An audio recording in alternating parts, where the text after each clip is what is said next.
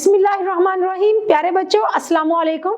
मेरा नाम साजिदा नूर है और मैं आपको गौहर पब्लिशर्स की जानिब से खुश आमदीद कहती हूँ।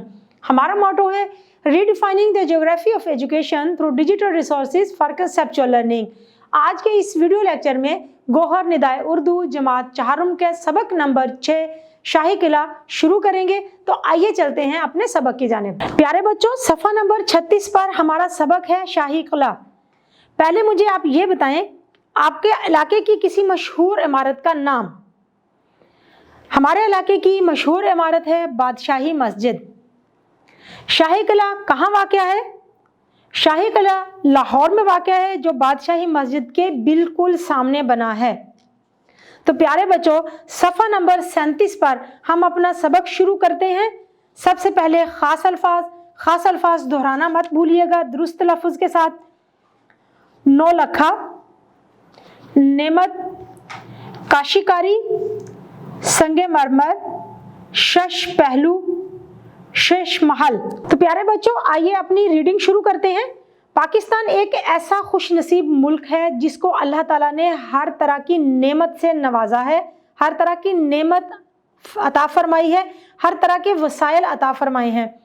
इसमें पहाड़, रेगिस्तान, जरखेज़ मैदान, दरिया, समंदर, हर तरह के मौसम और मादनियात वगैरह सब कुछ शामिल है।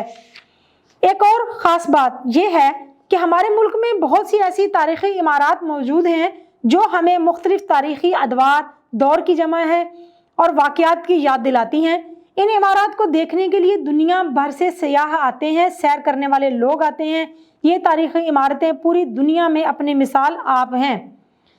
इन इमारतों को शुमार किया जाए तो तवील फहरिस्त बन सकती है, एक लंबी लिस्ट बन सकती है। मसलन बादशाही मस्जिद, मीनार पाकिस्तान, शाही किला, शालीमार बाग, मकबरा जहांगीर, किला रोहतास, दर्रा खैबर, हरन मीनार वगैरह वगैरह। इन इमारत में एक अहम इमारत शाही किला है जो लाहौर में वाक़या है और मुगलिया दौरे हुकूमत में तामीर करवाया गया था। इसकी बुनियाद मुग़ल बादशाह जलालुद्दीन मोहम्मद अकबर ने अपने दौरे हुकूमत में रखी। इसका तूल, लंबाई शर्कन गरबन मशरिक से मगरिब की तरफ तकरीबन 450 मीटर और अर्ज यानी चौड़ाई शमालन जनूबन शमाल से जनूब की जानिब 350 मीटर है। गोया ये एक मुस्ततील इमारत है और इसके सामने ही बादशाही मस्जिद है। सफ़ा नंबर 38 पर हम शुरू करेंगे अपनी रीडिंग। इस किले में लंबे चौड़े जीने हैं जिनसे हाथी गुजरा करते थे, इसलिए इनको हाथी पुल या हाथी पड़ भी कहते हैं। ये इतने ऊंचे हैं कि इनके अंदर से हाथी आराम से गुजर जाते थे। ये मुग़ल बादशाह शाहजहां ने बनवाए थे। ये किला बहुत बड़ा और ऊंची ऊंची दीवारों वाला है। ज़्यादातर छोटी छोटी सुर्ख ईंटों से बना हुआ है, यानी कि इसकी बनावट में, इसको बनाने में छोटी छोटी सुर्ख रंग की ईंटों का इस्तेमाल किया गया है। शाही किले के दरवाज़ों और दीवारों पर बहुत खूबसूरत बेल बूटे बने हुए हैं जो खूबसूरती के लिहाज से बेमिसाल हैं। इस काम को काशीकारी कहते हैं, यानी कि खुदाई करके इन बेल बूटों को बनाया गया है, जो मुसलमानों की बहुत सी तारीख़ी इमारत का ख़ास हिस्सा हैं और सदियां गुजरने के बावजूद खूबसूरती और दिलकशी के बायस ख़ुसूसी अहमियत के हामिल हैं, यानी कि इनको ख़ास अहमियत हासिल है। इस किले की एक और ख़ास बात इसका शेष महल है। संगे मरमर के सतूनों से बना हुआ है, यानी इसके जो सतून खड़े किए गए हैं वो संगे मरमर से बने हुए हैं। इसके दोनों जानिब दालान हैं, यानी सहन है। इस महल के अंदर वाले हिस्सों में आईना लगा हुआ है, शीशे लगे हुए हैं और आईने के छोटे छोटे टुकड़े काटकर इतनी महारत, इतनी हुनरमंदी और खूबसूरती से लगाए गए हैं कि उन्हें देखकर अकल दंग रह जाती है, अकल हैरान रह जाती है।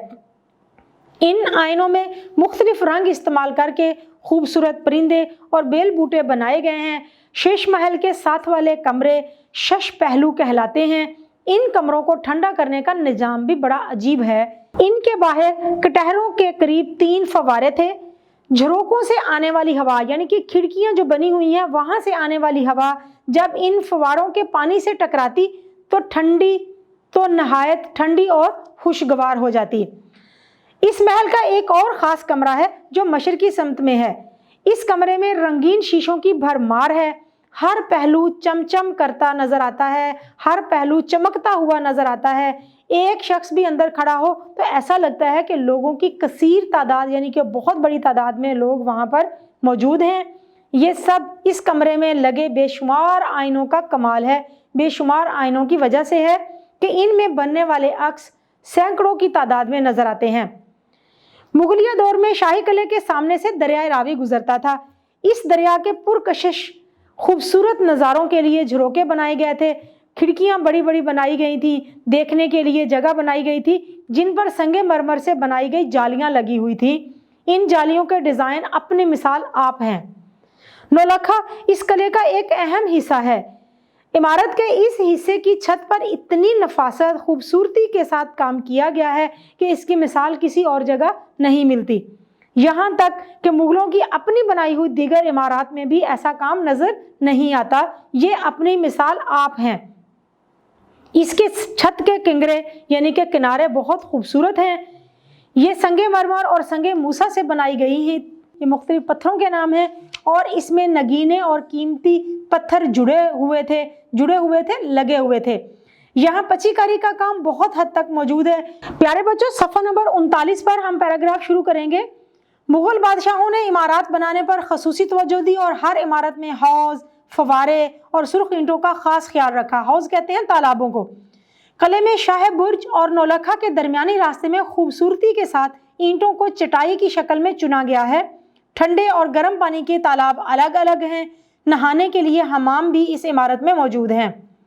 مغل بادشاہ جہانگیر کی خوابگاہ، دیوان خاص اور دیوان عام کو دیکھ کر آنکھیں کھلی کی کھلی رہ جاتی ہیں، انسان حیران رہ جاتا ہے۔